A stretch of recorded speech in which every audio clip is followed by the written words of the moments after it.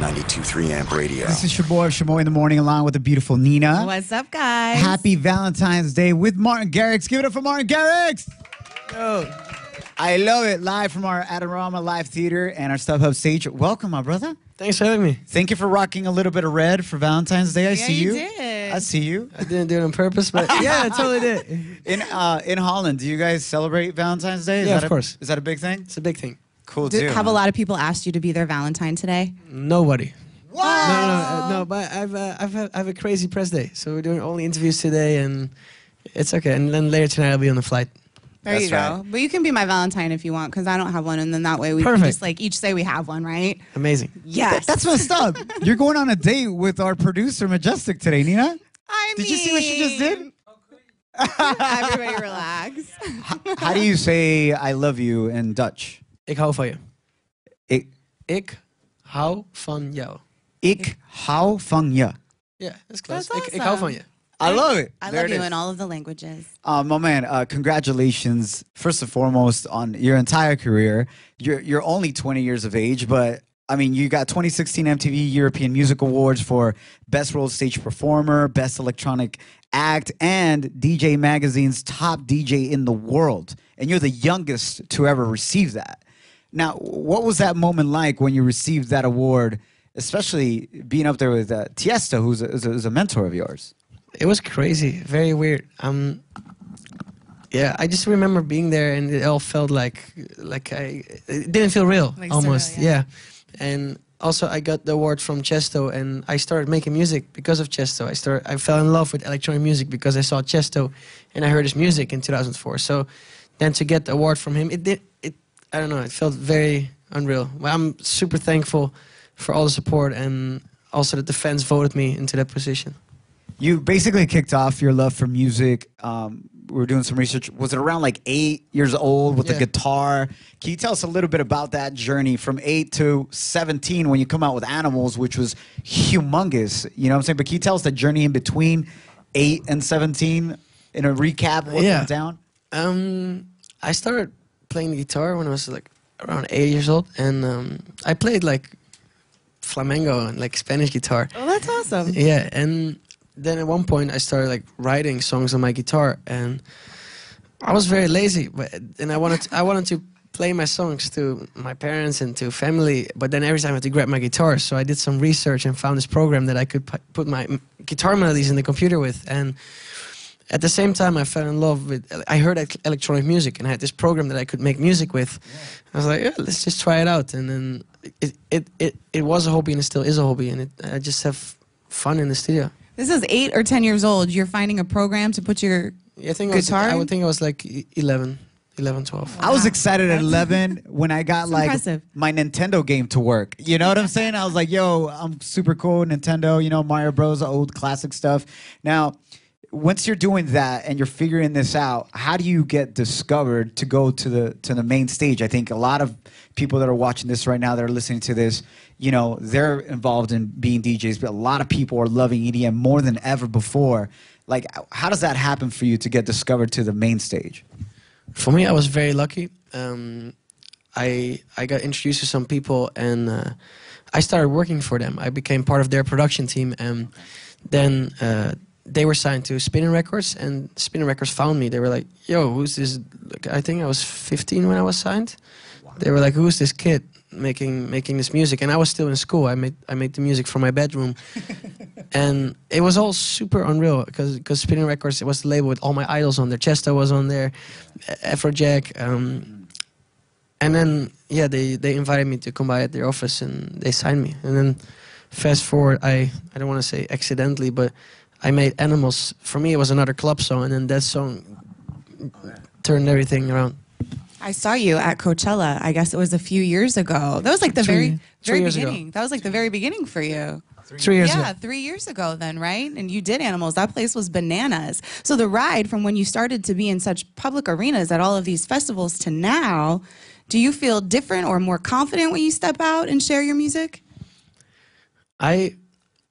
Like, first I was really thinking like, oh my God, what are people going to think about my music? And then I was thinking in advance what I had to do in the studio. And right now, last year, I launched my own label, and I'm having such a different vibe in the studio. I go in the studio and I honestly don't even think about what I'm gonna make. I just make something, and if it feels good, then I'll release it as a Garrix song. You talking about you creating your own label now?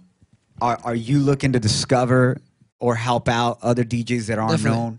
And is there somebody that you are like looking at or helping out right now that you're like, yo, this kid or this person is gonna be on point? There's so many amazing, but also with the label, I don't want to only release electronic music. I want to release good music. I want to sign rappers, bands. Like I just want to release. I want to put good music into the world. And right now we're in this super exciting process of receiving so much demos, trying to find new talent. And there's a couple of artists that I'm really excited about. One of them is Justin Milo. Another one is See Me Counting Stacks. He's two amazing producers and amazing people as well. And I can't wait till the world hears more of their stuff. And that's awesome because we've seen kind of. I love what you said. You want to just sign artists regardless of genre, really, and sound. You just want it to be good music. Obviously, right now we're bumping your record, "Scared to Be Lonely," featuring Dua Lipa, which is amazing. Such an awesome record. It is a little more chill, a little what people would call more mainstream, if you will. What do you want to say to your fans that are asking, like, "Yo, like, are you still gonna make that high BPM, festival music?" Are you leaving that for more? I'm not leaving anything mainstream, or can you explain that transition and what you're doing there?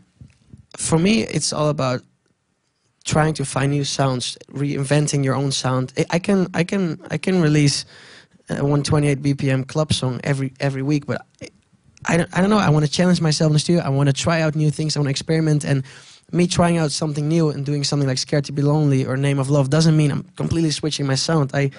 Like in October, I just released 7 like very aggressive 128 BPM house songs, and I've got Ultra coming up. I've got Coachella coming up, and I'm gonna also play a lot of old sounding Martin Garrix stuff. But it's a weird situation because then I release a house song 1 year ago, and they're like, "Oh, same repetitive, boring stuff." Do something new, be refreshing. And I do something new, and they're like, "We missed the old Martin Garrix." And I'm like, "Wait, what do you guys want me to do?" But for me, what I think is most important is just me being myself in the studio, doing what I want, and don't let other people's opinions affect my music. I want to represent what I want to make, and I'm not switching my sound. I'm just having fun. You should, and you're genuinely excited about it. Like, you can feel the energy from him as we're sitting in here, right? And talking about your new music and stuff that you've been working on. Before we even started this interview, you're like, "Yeah, I've been like, in the studio for the last month and super excited." And now you're working with Justin Bieber. I mean, what does that sound like? Justin is a good friend of mine. We just like to have fun, chill in the studio, and there's some rough ideas. I'm not gonna hype everyone up. There's not gonna be a JB Garrix collab anytime soon. Oh, come on. We're homies. We're going on tour together next week in Australia, right? Yeah. Maybe we'll make a song during the tour. I don't know yet. We'll see. Can't tell the future. And here's what's interesting about that. When Justin dropped his latest album, and that he collaborated with Diplo and Skrillex and whatnot, when we were catching up with all 3 of them, hanging out with them, it's interesting how that went down because Diplo and Skrillex were kind of like, I don't know if we want to work with Bieber and kind of that pop sound. And then Justin Bieber said the same thing about like, I don't know if I want to be EDM. And it's crazy because we've seen that marriage happen more and more, where EDM is mainstream and mainstream is EDM, and it's all mixed in together. It's a really awesome thing how that's going down. And speaking to that, when you go into the studio, you say you just kind of go with what comes. Do you work on the melody first? Do you work on the hook first? Do you work on lyrics first? Like, what's your process in order to make music like? Every song starts differently. Sometimes I start a song with just a voice note. Sometimes I start a song with a melody or chord progression. Sometimes I just go listen through sound banks, find a cool sound. I'm like, oh, this would be a cool melody for that sound. Well, I can play. I just found. Oh, I don't have my phone. Wait, who has my phone? Who has Martin's phone? Right there. Thank you, EJ. Appreciate that. Why were you looking through his text messages, EJ? That's kind of weird right there. What's going on? EJ says you do have a Valentine's Day tonight. What's going on? I found a voice note from Tremor. Okay. It's a song I did. Wait. Sorry. No, that's okay. Take your time. You're chilling with Martin Garrix. Yeah, this is awesome. We're gonna get exclusive stuff from his cell phone. That's when you know it's raw and real. This that's is part of the process. Very, very rough voice note, but this became one of my biggest club songs. It's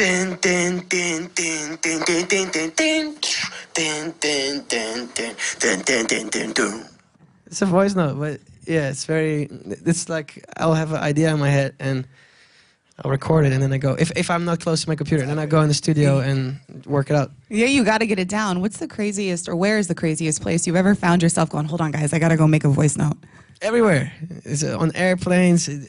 It's like it's inspiration. You can't force it. I can have like one studio day scheduled thing, like, oh, I'm gonna get so much done today, and at the end of the day, I think to myself, I'm like, this was a useless day, and then I'll have a flight where I'm planning on going to sleep, getting some rest, and at the end of the flight, I have like a super cool idea. It comes whenever. You can't predict whenever you get inspiration. And then the other passengers are like, what is going on in that scene right there? Right? And people are like, I've heard that before on a plane of some sort. No, that's cool. epic, bro. We were catching up with John Legend, and he was telling us that he's written songs or melodies or hooks while he's using the restroom. Yeah, he's on the Same toilet. here. Same here, right? Yeah. Absolutely. So any songs? Was it Animals? Someone No, it hears. wasn't animals. Careful with those visuals. I don't know. I don't know in particular. Scared to be lonely, maybe? Just chilling on the toilet? As you're alone. Oh. That's epic, bro. Speaking of you being on planes, just give us a quick glimpse at the next 2 months or so of where you're going to be in the world performing, roughly. I'm going to London tonight for 2 days, and I'm going back to Amsterdam. I do a charity show there for War Child, and I'm from Amsterdam, so I'm really excited. My family, my friends are coming. And then the real tour starts. I'm doing South Africa, Johannesburg, Cape Town. Then I head to Australia, New Zealand for a tour. Then I go to Miami for Ultra. Then directly after Ultra, halfway March, I go to South America for Lollapalooza. Do a big South America run, and then I go to LA to get ready for Coachella. Do like rehearsals, and I'm really excited. And then I go straight into my summer tour. So That's amazing. You really get to see the world. Do you have any like little collections? Like, do you get shot glasses in all of these like different places that you go, or anything so you can remember the moment? Because it's so quick. for me, a picture is a memory. Like if I go through my phone. Like in every country, I have like, and it's not even photos. It's also sometimes just the memory itself. I get to travel the world doing what I love to do. Get to meet amazing people. Get to meet amazing fans, and to me, those are the memories I will remember forever. Absolutely. Are you, as you're putting out more and more music, was it Calvin Harris that we were talking to? They said it's not dropping any more albums. Yeah. We were catching up with Calvin Harris. I know he's been a big influence for you as well, and he was just saying like, he's not going to drop any more albums. He's just going to drop singles, basically. What's your strategy moving forward? Like, are you looking forward to dropping a full album, or just continue dropping singles? I definitely want to drop an album. Okay. But to me, I can release an album right now with all the unreleased music I have. But if I release an album, I want it to be super crazy. I want it, and it takes time. And right now, it's going super well with the singles. I'm definitely going to do a couple more singles. But yeah, I definitely want to release an album one day, which is a collection of like different sounding Martin Garrix songs. That's dope. Tell us about Ibiza. Ibiza. Oh, yeah. I'm excited about that. Congratulations. That's Ibiza. huge. Ibiza. Say it the right way. In España. It's gonna be great. I'm excited. I'm doing 2 residencies at the same time in Ibiza. I can't say that much about it yet. I can just say it's gonna be super crazy. It's gonna be my 3rd year as a resident on Ibiza. My 5th year on the island, and I've had some of the best moments of my life on that place. But I've always wanted to go there. That's like dream, like vacation or trip, and I just don't pull the trigger. But like, what is your favorite part about being there? my favorite part is that you can make whatever you want to make out of it. There's a beautiful side of the island with beautiful beaches. You can get rest. You can relax. It's beautiful. You can go to Formentera by boat. Just have a super relaxing day.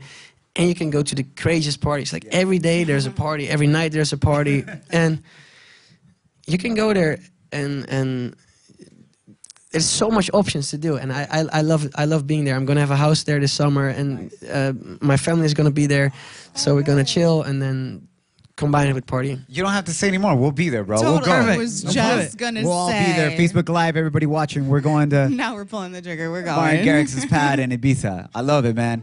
What do your parents say about this journey, bro? Because I think so many times, especially nowadays, right? Like, I don't know, a kid is 12, 14, 15, or even older and is in their room trying to make music, and their parents are like, yo, when are you gonna get like a real job? When are you gonna do something for real? You know what I'm saying? Like, have your parents been supportive the entire time? What's that been like? My parents have been supportive since day one because they see and they saw and they still see how much fun I have being in the studio, making music, DJing, and they've been super supportive, and they still are. My father right now helps me a lot with financial stuff. He also oversees everything. He's the guy who's like, guys, this tour is too hard. Give him some rest days. Right. But yeah, they're amazing, and whenever they can, because they've got their own jobs. But whenever they can, they join me. I'm gonna bring my mom to Ultra in Miami. And then that's amazing. Yes. Did she love your music? Did she like your music? Did she get down? She turns up. She goes crazy. Yeah, it's funny. Coolest mom ever. Yeah, bro. Yeah. What's been the most rewarding thing for you, giving back to your parents or your family through this journey that meant a lot to be able to do for them? Just seeing them happy makes me super happy. And then proud of you. Yeah, and I don't know. I 3 years ago I brought them to Coachella, and that was one of the craziest shows I've ever done. And just there, like afterwards, after the show, I came backstage. I saw them. It was. I love seeing them happy because that's what makes me super happy. That's epic, bro. Speaking of all this world tour and all the places you're gonna go, is there still a stage, a city that you need to go that you have yet to go and perform that you want to conquer? There's definitely some stops on the tour coming up that I haven't been yet. I really want to go to Israel very soon because I've never been there and I've only heard amazing stories. You think about hitting up Tel Aviv? Yeah, that's epic. It's a unreal place for electronic music. There's some stops in South America that I haven't visited yet. There's a lot of things I still want to do, but I'm 20. There's a lot more time. He's like, remember, I'm 20, yo. Like, I'm gonna retire next year, but I'm still I'm not gonna retire. And you're such a happy person with so much energy. Like, I love it, and I'm really excited to see everything that you end up conquering. Oh, I wanted to ask you this because the fact that you brought up that you're 20, has there been an experience yet where you've gone to perform at a club and they didn't let you in? Because, you know, whether you were saying like, yo, little kid, no, it's a story of my life in Vegas. I'm literally only allowed to be in the club when I perform. And they started my intro. They bring me with like 3 security guards in the club. They clear the entire booth and all the surrounding VIP tables from alcohol. There is no alcohol allowed to be close to me. Really? Then in the US, no alcohol. Then I perform, and while my last song is playing, they escort me out again. I'm not allowed to be in the club if I'm not playing. It's crazy. I feel like you see all of those like younger celebrities sneaking into those places, especially in Vegas. No, Vegas is the most strict. It's so strict. Wow. In Holland, what's the drinking age in Holland? 12? They just moved it. No, the official legal age to drink was 16. 16. When I grew up, and then they moved it to 18 when I was 18. So I was just in time. Yeah, so you still made it. And my sister is 2 years younger. So then when she turned 16, they just moved it to 18. So she was pissed. She was like, what? They just moved it away. Yeah. Oh, man. I was always wondered that. You know what I'm saying? Like, no, sorry, you can't get it. It's like, yo, bro, my face is on the freaking billboard outside, you know? No, they're doing their job, and I understand it. Yeah, of course. Tell us about, musically speaking, singles that are coming up or collaborations that are coming up that you're really excited for 2017 before we wrap up. What are you stoked about? I have so much unreleased music. It's crazy. I just had a month off in the studio, as I said, and I just had fun. I have this whole new project I'm working on. There's a lot of new Garrix stuff coming up. I'm working on the follow-up for Scared to Be Lonely. I've got a bunch of club Garrix 128 BPM house records coming up that I'm going to play at Ultra, Coachella. I'm going to use those 2 shows as like, not only those 2 shows, I'm going to use the next bunch of shows, the next tour, to test out new music, go back in the studio, polish it, test out the newer version, and if we get a good response, I'll release it. What artists do you want to do a collab with that would be like heaven for you? I loved working with BB and Dua Lipa, because to me those were 2 artists which are crushing it right now. They have such a unique voice. I love 21 Pilots. Their vibe is super cool. Pharrell, Unreal. There's a lot of names that I would love to work with one day. Remember, he's only 20. He can work with all of them. Yeah, right? How do you make that happen, though? Like, is it a text message? Is it a tweet? I know Steve Aoki and Louis Tomlinson just connected. Louis was in Vegas, and like literally tweeted at Steve Aoki like, "Yo, let's hook up while he's drunk and we should make a song together." But like, and then that's how they connected. How do you connect with people in that sense? Is it a text message? Is it Twitter? Is it DM? Sometimes it's a FaceTime, sometimes it's a text message, sometimes it's a DM, sometimes you'll, like, as you said, sometimes you're out, you meet someone, you're like, hey, let's go make music. Yeah, cool, sure, let's do it. Yes, it's fun. And sometimes also, like with Dua Lipa, I told the label that I'm absolutely in love with her and her voice, and they said, yo, we could try it. Let's send, like, and I had this rough demo, send it to her. She was like, oh, I love this. And then it started very, like, every song starts in a different way. Well, thank you, man. I appreciate you coming through. We all appreciate your positive vibe and your genuine love for the music and what you do. And you know, there's so many times when you hear somebody's music and you're like, why do I love their music so much? And you kind of ask yourself that, and then you meet them in person, you're like, yo, it comes from a great human being with positive vibes like yourself, my man, and super humble, super chill, and we appreciate that, man. Thanks for everything. No, absolutely. Blessings to you. There is one more thing we want to do. There's a challenge we do here. So far, DJ Snake has a record, and that's juggling the soccer ball I'm so bad in that. 9 times. Don't worry, you're going to beat Steve Aoki. Steve Aoki only did 2. Yeah, I'm surprised if I make it to 2. I believe in you. Where's the You soccer were ball? doing it I got you. earlier, I got you. warmed up. I'll try it. All right, here we go. Represent Holland. 1, 2, 3, 4, 5. Oh, shit. That's 5. Watch out somebody's head right now. Oh, my Wait, God. Are you okay, Brian? You get 2 tries, 2 tries. Wait, Okay. what does DJ Snake have again? DJ Snake has 9. That's the record right now. okay, Representing France. 1, 2, 3, 4, 5, 6, 7, 8, 9, 10. 10! Yes! We got the new record holder. There it is. Martin Garrix, baby. Well, I suck. 10, the 10. Now he's happy. There it is. Yes. Look at him. All right, man. We love you, man. Thank you. Appreciate Thanks, you. How do you say I love you again in Dutch? Ik hou van je. Ik hou van je. Perfect. I love it.